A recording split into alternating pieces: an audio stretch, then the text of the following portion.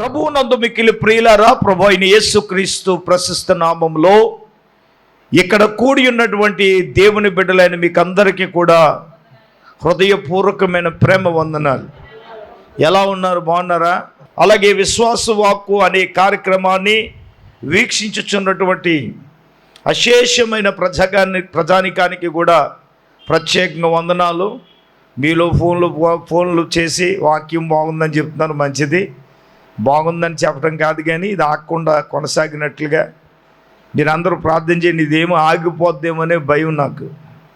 కారణం ఏంటంటే పరిస్థితులు అట్లా ఉన్నాయి. మిమ్మల్ని ప్రార్థన చేయమని కోరుతూ ఉన్నాను.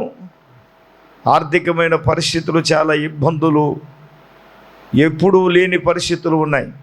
అలాగని మిమ్మల్ని ఇమ్మని కాదు, ప్రార్థన చేయమని. దేవునికి స్తోత్రం. రైట్, వాక్య ధ్యానంకు సమయం అయింది. ఈ రాత్రి ఒక ప్రత్యేకమైన రాత్రి. దేవాది దేవుడు తన సేవకునిలో నుంచి ప్రభువు ఈ రాత్రి ఇక్కడ కూడి ఉన్న మన బిడ్డలందరితో మాట్లాడడానికి ప్రభు ఇష్టపడుతున్నాడు. ఈ రాత్రి ధ్యానాంశం ఏంటంటే త్రిప్పివేయము. చెప్పండి, త్రిప్పివేయము. మనము లోకములో ఉన్నాం. క్రైస్తవ విశ్వాసీ జీవితంలో ఆత్మీయమైన పోరాటం మనకుంది. ఎన్నో శ్రమలు మన జీవితాల్లో మనకు ఎదురవుతూ ఉన్నాయి. ఎన్ని పరిస్థితులు మన జీవితాలలో మనం వెంటాడుతూ ఉన్నాయి. ఒక్కొక్కసారి బండి ముందుకెళ్తుందా వెళ్ళదా బాబు అనుకుంటూ ఉంటాం. ఈ సంసారం అనే నావ లాగుతుందా లాగదా, ఏంటో నా పరిస్థితి ఏంటి, ఇలాగుంది ఏంటి అనేది అప్పుడప్పుడు కూడా గందరగోళమైన పరిస్థితులు గుండా అప్పుడప్పుడు చాలామంది జీవితాలు ఉన్నప్పుడు నా బ్రతుకు ఇంతే, నా జీవితం ఇంతే, నా పరిస్థితులు ఇంతే, ఇక నాకు ఒక ఎదుగు లేదు బొదుగు లేదు, నేను ఆత్మీయంగా ఉన్నతంగా నేను ఫలిస్తానా లేదా, మనం వేటిని తిప్పివేయాలి. ఈ రాత్రి కొన్ని విషయాలు ఆత్మీయంగా చాలా జాగ్రత్తగా మనం నేర్చుకోబోతున్నాం. మొట్టమొదటిగా కీర్తనల గ్రంథం 119వ కీర్తన 37వ వాక్యాన్ని చదువుదాం. వ్యర్థమైన వాటిని చూడకుండా నా కన్నులు త్రిప్పివేయుము, నీ మార్గములలో నడుచుటకు నన్ను బ్రతికించుము. దేవునికి స్తోత్రం. దేవుని బిడ్డలారా, ఈ రాత్రికాల సమయంలో పరిశుద్ధాత్మ దేవుడు ఏమంటున్నాడు అంటే, అమ్మ చెప్పండి ఏంటంటే, వ్యర్థమైన దానిని చూడకుండా. అది మరి ఏం చూడకుండా? చూసి అన్నీ అర్థమైనయే. వ్యర్థమైన దానిని చూడకుండా అంటే కన్నులు తిప్పివేసుకోవాలి. అసలు మనిషి స్వాధీనంలో నేనేంటి? కళ్ళే కదా. చూసిన దాన్ని అల్లా కొనియాలనిపిస్తుంది, ఏచినక్తివేజే. అవునా కదా? మీరు అవునన్నా కాదన్నా అది మాత్రం వాస్తవమే. ఆది ఆదాములను దేవుడు అన్నాడు, ఆ పండు చూడొద్దన్నంతసేపు వీళ్ళకి ఏ గొడవ లేదబ్బాయ్. చల్లపూట వేళ దేవుడు వచ్చేవాడు. ఆదామా అనగానే వచ్చేసి కుడి వైపున కూర్చున్నాడు. అవ్వమా అనగానే ఓ పక్కన కూర్చునేవాడు. దేవుడు అంట చల్లపూట వేళ వచ్చి వాళ్ళతో సహవాసం చేసి అట్లాగుండేదట. ఒక రోజున ఒంటరిగా ఉన్నప్పుడు సాతానుగాడు సర్పం రూపంలో తోటలో ప్రవేశించాడు. ప్రవేశించి, అవ్వమ్మా, ఆ పండు ఎందుకు దేవుడు తినొద్దన్నాడో నీకు తెలుసా అని అడిగితే అవ్వమ్మ అంది, ఏమో బాబా, తింటే చచ్చిపోతావు అన్నాడు దేవుడు, అందుకే నేనేం చేయట్లేదు.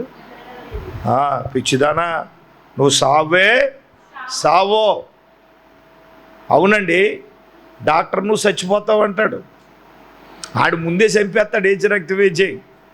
మన సంతకం పెట్టేస్తారు మన చేత. ఆడు చచ్చిపోతాడంటే చచ్చిపోవు.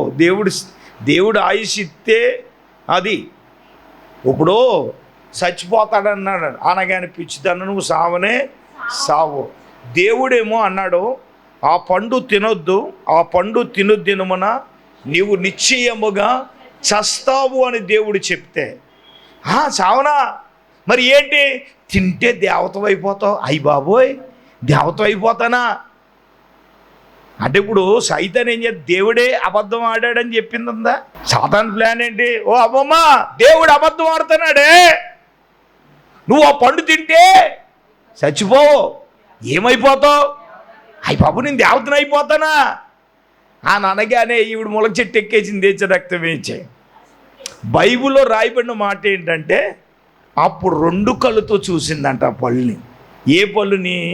దేవుడు తినొద్దన్న పళ్ళు. ఆవిడేముందో బైబిల్లోని ఆదికాండం 3వ అధ్యాయంలో చూస్తే ఏమండి, కళ్ళుకు అందమైనదిగా, చూచుటకు రమ్యమైనదిగా. ఏంటి చెప్పండి? కళ్ళుకి ఎలా కనపడిందంట? కళ్ళుకి ఏది కళ్ళుకు అందంగా కనపడింది? దేవుడు ఏది తినొద్దన్నాడు, ఏ పండు అయితే దేవుడు తినొద్దన్నాడు ఆ పండు అంట కళ్ళుకి ఎలాగుందటండి? అందంగా ఉంది కదా. నేను అంటాను, దేవుడు ఏదైతే చెయ్యొద్దన్నాడో అది చెయ్యొద్దంటే మన కళ్ళు కూడా ఎలాగుంటుంది? అది పండే కావు, అది పండు. ఇక్కడ ఏదైనా కావచ్చు. సాతానుగాడు ఏం చేస్తాడంటే, అమ్మా అది మన కళ్ళ ముందు ఎలా కనబడుతుంది? అందంగానే కనబడుతుంది. అది ఆకర్షణ. ఓ మాట చెప్పనా, కళ్ళుకి అందంగా కనబడిన చీర పెందలగాడి సిరిగిపోద్ది, తెలుసా నీకు? రక్తం వేజేయి. శాపనార్థాలు కాదు, అది ఉన్న వాస్తవమే. అర్థమవుతుందా? ఆల్టర్నేట్గా దానికి ఎక్కడో ఉంటుంది. ఏంటి? చిరుగో ఏదో ఆడు నైసిగా మడతెట్టేస్తాడు. దేవునికి స్తోత్రం. నీ సంగతి కూడా ఆడికి తెలుసు. హల్లెలూయా. అది వచ్చేది ఎక్కడంటే నీ చెయ్యి దగ్గర వచ్చి ఇలాగ ఎడతాడు. ఇంక చెయ్యి దగ్గర అంటే నువ్వు ఎక్కడ చూస్తావు? అది ఇలా తిరగడం సూపరు. దేవునికి స్తోత్రం. ఇప్పిన తర్వాత తిరుగుతుంది సూపర్ సంగతి. 2 పదాలు ఉన్నాయి అక్కడ. కళ్ళుకు అందంగాను, చూచుటకు రమ్యమైనదిగా. అందంగా రమ్యంగా కనబడేది ఏంటి? వ్యర్థమైనది. అందుకే దావీదు అంటాడు, అయ్యా వ్యర్థమైన దానిని చూడకుండా నా కన్నులు వేయాలి, త్రిప్పివేయాలి. ఏంటి చూస్తున్నాయి నాయన? వ్యర్థమైన దాని కళ్ళు చూస్తున్నాయా లేదా? వ్యర్థమైన దాని కొరకు మన కళ్ళు. అందుకే యోబు అంటాడు, నా కళ్ళుతో నేనేం చేసుకున్నాను? నిబంధన చేసుకున్నాను. నేను కన్యకను నేను ఎలాగ చూస్తాను? మరి నీ కళ్ళు నువ్వు ఏంటి చూస్తున్నాయి? ఏది మరి శుభ్రశ ప్రార్థనగా రమ్మంటే మరి ఏం చూసావో వ్యర్థమైంది. ఈ రాత్రి దేవుని సన్నిధానంలోకి వచ్చి దేవుని సన్నిధానంలో వాటిని త్రిప్పివేసుకోవాలి కదా. దేవుని మార్గములో నడవాలి అంటే, దేవుని మార్గములో జీవించాలి అంటే ఎలా పడితే అలా జీవించేసి ఎలా పడితే అలా బతికితే పరిగెత్తుకొచ్చేసి నువ్వు బల్లలు తీసుకుంటే నువ్వు యోగ్యురాలువు కాదు. దేనిని చూడకుండా త్రిప్పివేసుకోవాలి. మాట్లాడాలి మీరు. వ్యర్థమైన దానిని చూడకుండా మన కళ్ళుని ఏం చేసుకోవాలి? త్రిప్పి వేసుకోవాలి. దేవుడు చేయొద్దన్నది ఎప్పుడు కళ్ళుకు అందంగానే ఉంటుంది నాన్న. చూచుటకు ఎలాగుంటుంది? రమ్యమైనదిగానే ఉంటుంది. అంతం ఏంటి చెప్పనా? నిన్ను పాపంలోనికి నడిపిస్తుంది. పాపం వల్ల వచ్చే జీతం ఏంటి? మరణం. ఈ కన్నులకు ప్రతిదీ కూడా ఇంపుగానే ఉంటుంది. అందుకే దావీదు అంటాడు, వ్యర్థమైన వాటిని చూడకుండా ప్రభువా నా కన్నులను ఇప్పుడు త్రిప్పివేసుకోవలసింది ఏంటి? కన్ను. 1 యోహాను పత్రికలో 2వ అధ్యాయంలో అన్నారు, ఇవి తండ్రి వలన పుట్టినవి కావు అని చెప్పి 3 విషయాలు చెప్పారు. అదేంటి చెప్పనా? నేత్రాశ. అందరూ చెప్పండి. నేత్రాశ, శరీరాశ, జీవడంబము తండ్రి వలన పుట్టినవి కావు. నేత్రం అంటే అర్థం ఏంటో తెలుసా? కళ్ళు. నేత్రాశ అంటే ఏంటి? ఈ కళ్ళుకు ఆశ. ఇప్పుడు చూసిందల్లా కొనాలనిపిస్తుంది. మనమేమో బిస్కెట్ మొగుడు, మన మొగుడు రక్తం వేజాయి. అది మరి ఒక రోజు వెళ్ళాడంటే 1 రోజులు పడుకునే రకం అది. అర్థమవుతుందా? నువ్వు ఎదురింటికి వెళ్ళి పక్కింటికి వెళ్ళి అడుక్కొచ్చి వండాలి. అది మరి కళ్ళకు ఆశ కనపడుతుంది. అది ఏంటి చెప్పండి? నేత్రాశ కదా. నేత్రాశ అది తండ్రి వలన పుట్టినవి కావు కదా. పరిశుద్ధాత్ముడు నిశ్చయముగా మనతో మాట్లాడే మాట. మన కళ్ళు ఆశిస్తాయి. నేనంటాను, చూస్తే ఆశ ఎలాగైనా పుడుతుంది. అదే చూడకుండా ఉంటే చెప్పండి. చూడకుండా ఉంటే మనం ఉండలేం కదా. నువ్వు ఉండకుండా ఉందామన్నా సైతాన్ని ఉండవద్దు కదా. అపవాది లాక్కుపోతూ ఉంటాడు, ఏదో రకంగా మల్టిప్లై చేస్తూనే ఉంటాడు ఆడు పని. కారణం ఏంటంటే నువ్వు వ్యర్థమైన దానిని, ఎందుకంటే కీర్తనల గ్రంథంలో ఉంటుంది, ఎంతకాలము వ్యర్థమైన దానిని ప్రేమిస్తారు, ఎంతకాలము వ్యర్థమైన దానిని వెదుగుతారు, ఎంతకాలము వ్యర్థమైన దానిని చూస్తారు. సో ఇప్పుడు చెప్పండి, మనం ఇప్పుడు త్రిప్పి వేసుకోవలసింది ఏంటంటే నీ కన్ను. దేవునికి స్తోత్రం. అందుకే అన్నారు, నీ దేహానికి దీపము కన్నే కదా. నీ కన్ను తేటగా ఉంటే నీ దేహం అంతా, చెప్పండి, నీ కన్ను తేటగా ఉంటే నీ దేహం అంతా తేటగా ఉంది. కన్ను తేటగా ఉందంటే దేహం అంతా, దాని భావం అదే, ఇంకా ఎక్స్ప్లెనేషన్ ఎందుకు, అంతే కదా. కొంతమంది సూపులు సరిగ్గా ఉండవు, వేజే ఏదో సూపులతో చంపేస్తారంటారు కదా, అది మరి. కొంతమంది కోడు గుడ్డెడుతుంది కదా, చూడకూడదు, ఎందుకంటే దీని కళ్ళు ఎట్టిందంటే మరుసటి రోజు కోడి గుడ్డెడుతుందని. అలా చూస్తారు, నిజమే మరి. పాలు తీసేటప్పుడు మా నాన్న ఎవడైనా వస్తే పాలు కంట కనపడినిచ్చేవాడు కదా మా నాన్న. అంటే అబ్బాయి కళ్ళు ఎలా చూస్తారండి, మటన్ కూర వండితే కనపడిస్తారా మీరు, ఏటా పిల్ల వాసన వస్తే అబ్బాయి ఏమీ లేదు, నీ వాసన చెప్పేస్తుంది వాళ్ళకి ఏజ్ రక్తం వేజే, అంతే కదా మరి.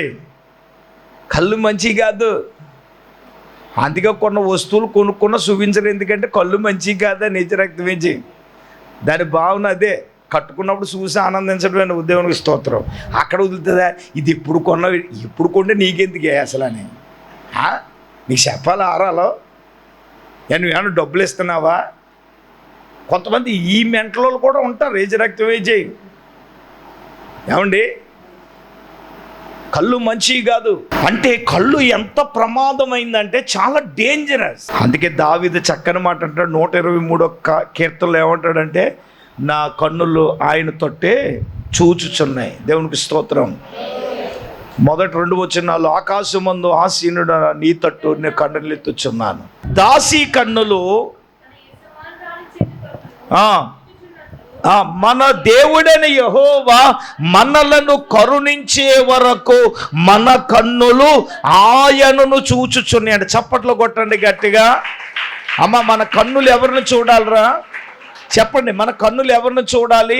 వ్యర్థమైన దానిని కాదు చూడవలసింది, మనల కరుణించే దేవుని వైపే మన కన్నులు ఏం చేయాలి? చూడాలి. మనల్ని కరుణించే దేవుని వైపే మన కన్నులు చూడాలి.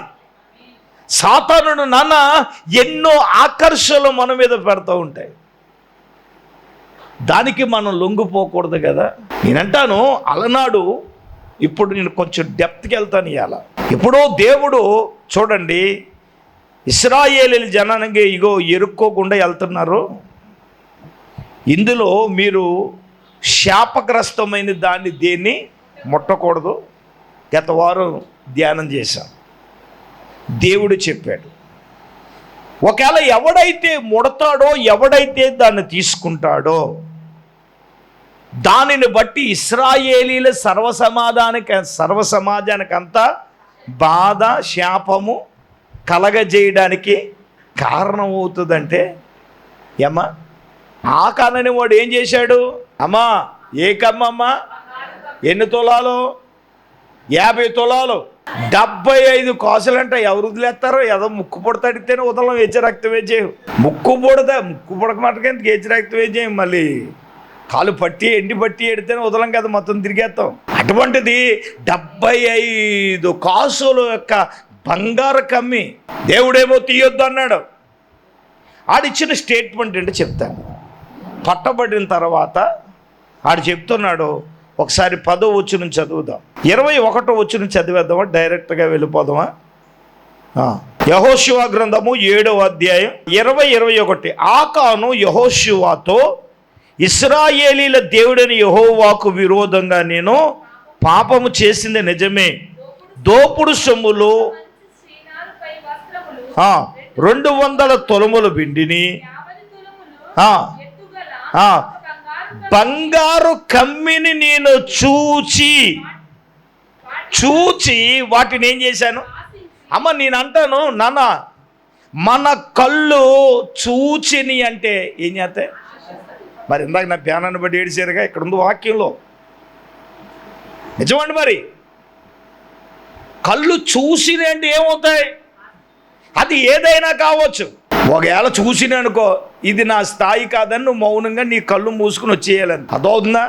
అంతేగాని ఇది ఎలాగైనా కొనియాలి, ఇది ఎలాగైనా చేసేయాలి, ఎండ తట్టుకోలేను, ఏసీ కొనేయాలి, 10,000 అప్పు చేసి కట్టేస్తావు, నెలకేది కట్టేస్తావు, బిల్లు ఎవడ కడతాడో? కళ్ళు చూస్తాయండి. నేనేమంటాను, ఎప్పుడైతే చూస్తామో చూసింది ఏం చేస్తుంది? నేను అంటాను, చూడటం తప్పు కాదు, ఆశ రావడం అది తప్పు. మన స్థాయి ఏంటి, మన స్థితి ఏంటి, ఒకసారి మనం ఏం చేయాలి? నేనేమంటానంటే, చూచుట ద్వారా ఇది ఎంత డేంజర్ అంటే అంతే డేంజర్ కదా. నేను ఒక మాట చెప్తాను, కేవలం ఆకాను చేసిన పనిని బట్టి తన కుటుంబానికి అంతా కూడా ఏమొచ్చింది? శాపం వచ్చింది కదండి. శాపం వచ్చిందా లేదా? కళ్ళు ఎంత ప్రమాదమైనదో చూడండి, ఎంత డేంజరో చూడండి. అందుకే ఇప్పుడు ఏం చేయాలి చెప్పండి? వ్యర్థమైన దానిని చూడకుండా కన్నులు త్రిప్పి. షేక్ హ్యాండ్ ఇచ్చి చెప్పండి పక్కలకి. వ్యర్థమైన దాన్ని చూడకుండా నా కన్నులు తిప్పేస్తాను, అది చూడకుండా నా కన్నులు, అది అయిపోలేదులే. ఆవిడ చేత చెప్పించాను. ఇంకో రెండో పాయింట్ ఆవిడ చేత చెప్పిస్తాను, కంగారు పడకండి. ఒకటి ఏంటి నాన్న? వ్యర్థమైన దానిని చూడకుండా ఖచ్చితంగా తిప్పేసుకుంటానని చెప్పు, దేవుని స్తోత్రం. అది మరి అయ్యో ఎంత డిప్లొమాటిక్గా మాట్లాడుతున్నారండి. అయ్యి బాబా, ఆయన తిప్పాడు, మనం తిప్పేసుకుంటే దేవుని స్తోత్రం. తిప్పకపోతే కోడి మీద తిప్పినట్టు తిప్పేస్తాడు, అంతే దేవుని స్తోత్రం. అప్పుడు సెట్ అయిపోతాం అంతే. హల్లెలూయా. ప్రభువా అన్నప్పుడు ఆయన ఏం చేస్తాడంటే, ప్రభు క్షమించిన ఆయన అన్నప్పుడు అప్పుడు సెట్ చేస్తాడు, దేవునికి స్తోత్రం. డాక్టర్ మాట్లాడినట్టుగా తిప్పేస్తాడు అంతే.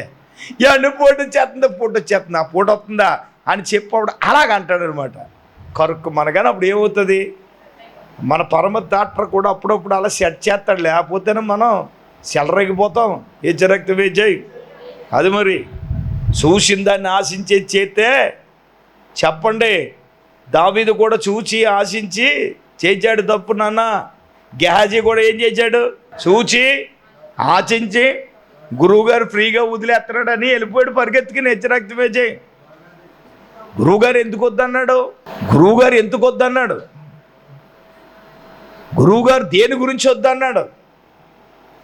ఇది ఆడికి మ్యాటర్ కాదు, ఆడికి అవసరం లేదు. అనవసరంగా ఏమవుతుంది? మనం అదే బ్యాచ్ కదా, గెహాజీ బ్యాచ్ చాలామంది వస్తారు. ఫ్రీగా ఉంటే పెనాయిల్ అని వదలరు కదా. ఏమ్మా ఫ్రీగా వెళ్ళిపోతుంది డబ్బు తెట్టి, ఈడెవడ తీసుకొస్తే వద్దు అంటున్నాడేంటి వీడికి? పోనీ డబ్బు ఎక్కువైపోయిందంటే డబ్బు ఎక్కువైపోయి కాదు, అదే పెద్ద స్టోరీ. మరి ఈయన ఏం చేశాడు? చూచి నాన్న ఏం చేశాడండి? వెళ్ళి తెచ్చుకున్నాడు లేదా? తెచ్చుకోవడం కాదు, ఇప్పటికీ కూడా ఏమండి ఈ గెహాజీ వంశస్థులకు కుష్ఠరోగం ఇప్పటికీ కూడా ఉంది. మరి ఓ రోజున బెనెమాచిస్ గారు ఇజ్రాయెల్ దేశం వెళ్ళినప్పుడు ఆయనకి 5 గంటలకి తీసుకొచ్చి వదిలేస్తే కాలు కుతురుగా ఉండక అంత ఒక ప్రైవేట్ ట్యాక్సీ వేసుకుని ఒక ఊరికి వెళ్ళిపోయాడంట. ఆ ఊరు ఎవరిదో చెప్పనా? గెహాజీ వాళ్ళ ఊరు అనమాట. అడిగితే ఈ ఊళ్ళో వాళ్ళందరూ, ఆ డ్రైవర్ ఉంటాడు కదా, అన్నాడంటే ఈ ఊళ్ళో ఉన్న వాళ్ళందరూ కూడా కుష్ఠరోగులే అన్నాడంట. ఈయన ఇంగ్లీష్ వచ్చి కదా అడిగాడంట. ఏంటి అని అంటే, అవునయ్యా మేము గెహాజీ వంశస్థులు. ఇప్పుడు చూడండి, ఆ కుష్ఠరోగం ఇప్పుడు కూడా మా మీద ఉంది. మరి ఇప్పుడు ఒక్క గెహాజీ చేసిన ఆ తప్పు పని గెహాజీ వంశస్థుల మీద ఇప్పటికీ కూడా ఆ కుష్ఠరోగం ఉందంట. చూసారా? ఆ రోజు చేసిన పని అక్కడతో అయిపోయిందా? వాళ్ళతోనే అయిపోయిందా నాన్న? తరతరాలుగా వస్తానే ఉంది శాపం. కళ్ళు అంత ప్రమాదమైంది కదా. ఇప్పుడు చెప్పండి, వ్యర్థమైన దానిని చూడకుండా కన్నులు తిప్పివేసుకోవాలి మొట్టమొదటిగా. రెండవదిగా మనం చూద్దాం. రెండవదిగా మనం ఏం చేయాలో ఇశ్రాయేలీల ప్రజలు గురించి దేవుడు మాట్లాడుతున్నాడు. మొదటి సమూయేలు గ్రంథం 7వ అధ్యాయం 3వ వచనం. రెండవదిగా మనం వేటిని తిప్పివేయాలి? సమూయేలు ఇశ్రాయేలీలందరితో ఇట్లా, నేను మీ పూర్ణ హృదయముతో యెహోవా యొద్దకు మీరు మళ్ళుకొనిన యెడల అన్య దేవతలను, అస్తారోతు దేవతలు మీ మధ్య నుండి తీసివేసి పట్టుదల కలిగి, చూడండి, యెహోవా తట్టు మీ హృదయములను త్రిప్పి ఆయనను సేవించుడి.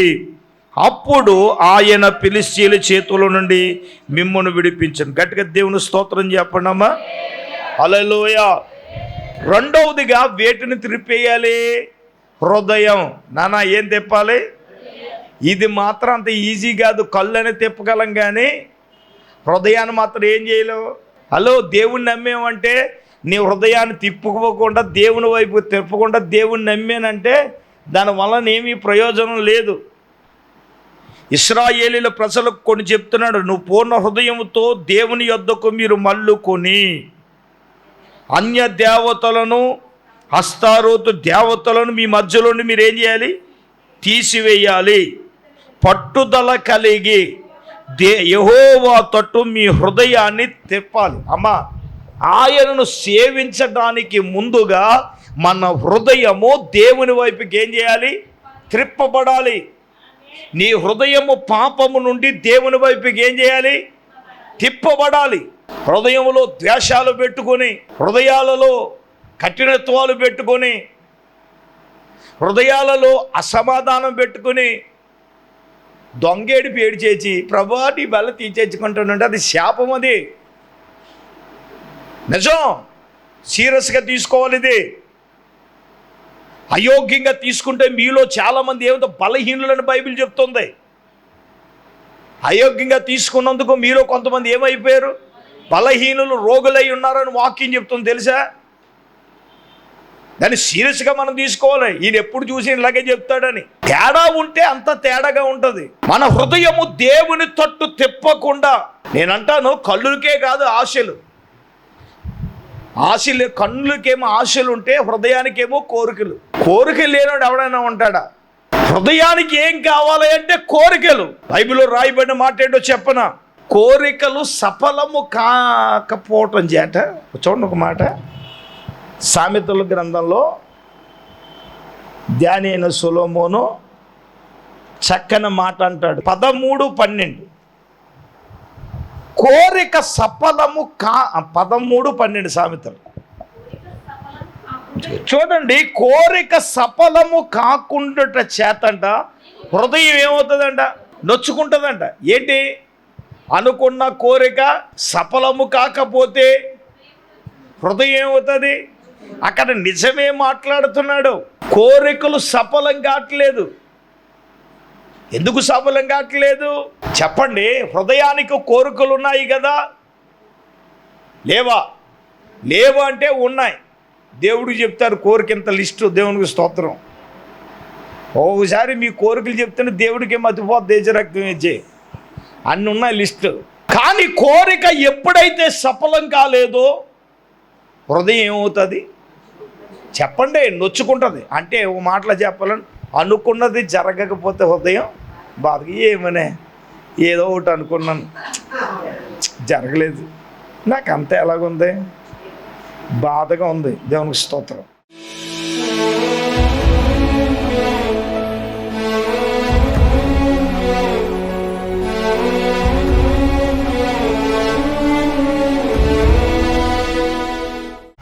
స్తోత్రం స్తోత్రం స్తోత్రం స్తోత్రం స్తోత్రం స్తోత్రం స్తోత్రం స్తోత్రం స్తోత్రం.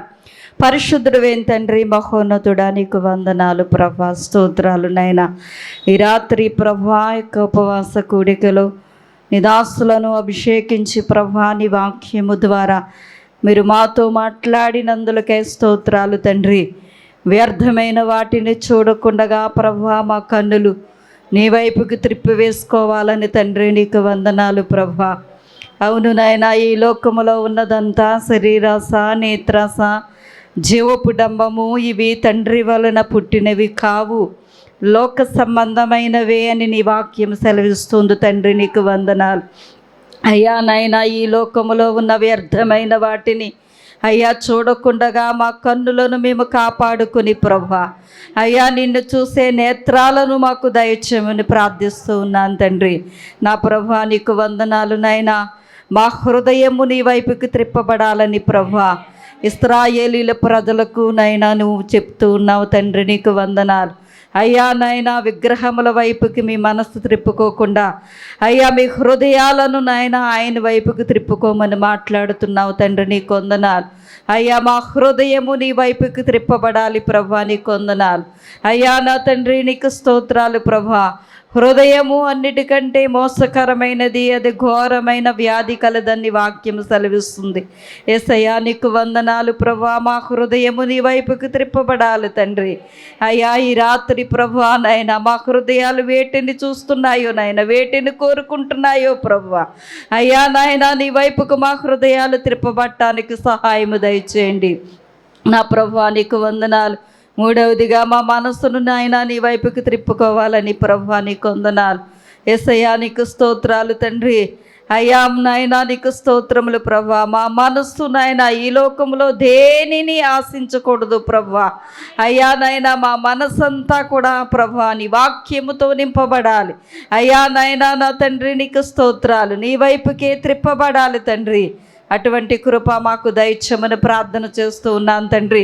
అయ్యా నాయనా నా తండ్రి యథార్థముగా నడుచుకున్నట్టు అయ్యా నాయన సమాధానము కలిగి యథార్థతను కలిగి ప్రభా నీలో నడుచుకుని దుష్క్రియలు చేయకుండగా ప్రభా అనేక మందిని నీ వైపుకి త్రిప్పేవారముగా అయ్యా నాయన దుష్క్రియలు చేయకుండగా ప్రభా సమాధానాన్ని వెతికి వెంటాడేవారుగా నాయన నీతో నాయన యథార్థతను కలిగి నడుచుకునేవారిగా మేముండటానికి సహాయము దయచేయండి.